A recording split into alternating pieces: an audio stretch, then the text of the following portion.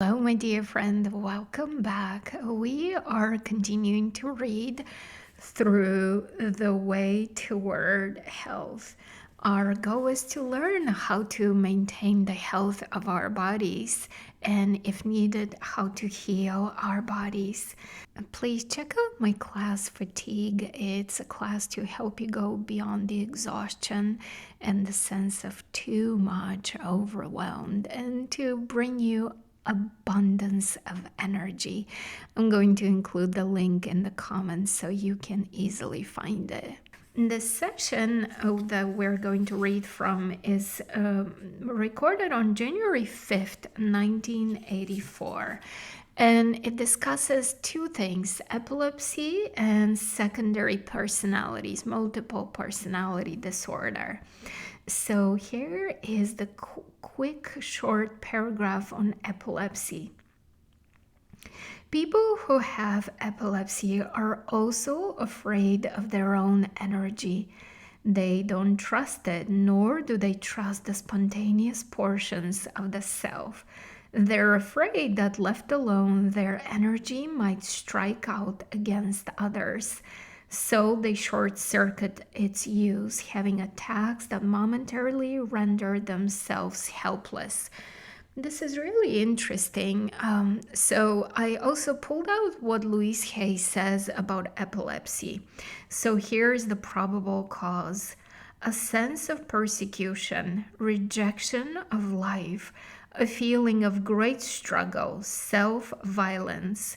And the new thought pattern that Louise Hay offers is: I choose to see life as eternal and joyous. I am eternal and joyous and at peace. And so now let's continue with the Seth session, where he goes into multiple personality disorders, but basically it's the same thing. It's the fear of one's own energy that then gets divided up into the different personalities. So here it is. People with so-called secondary personalities also fear their own energy. They divide it up so that it seems to belong to different personalities and is therefore effectively divided. In basic terms, true amnesia does not exist in such cases, though it appears to. The people involved are quite aware of their activity at all times, but they behave in a fashion that is not continual. That is, the main personality does not seem to behave in a continual manner, but is broken up or, again, seemingly divided. This psychological ploy neatly prevents the so-called main personality from using all of its energy at any one time. The individuals concerned pretend to themselves that they have no memory of the other personality's experiences or activities. These personalities, however, store up their energy so that one personality often exhibits explosive behavior or makes certain decisions that seem to go against the wishes of the main entity. In this way, different kinds of behavior may be exhibited, and while it would seem that many decisions are made by one portion of the self without another portion of the self knowing anything about it, such usually is not the case.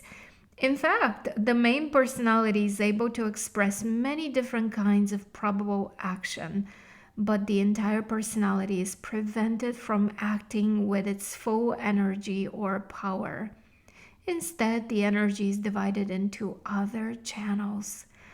All portions of the self are indeed conscious, and they're also basically conscious of each other, though for working purposes they may seem to be separate or isolated. This is really interesting.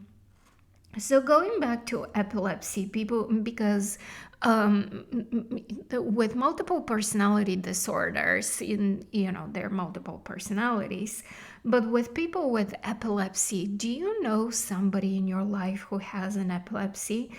And can you trace the same issue of they're afraid of their own energy? So rather than expressing and trusting their spontaneous self, they strike out against themselves, right? So they're persecuting themselves because of the fear that if left alone, they will hurt others.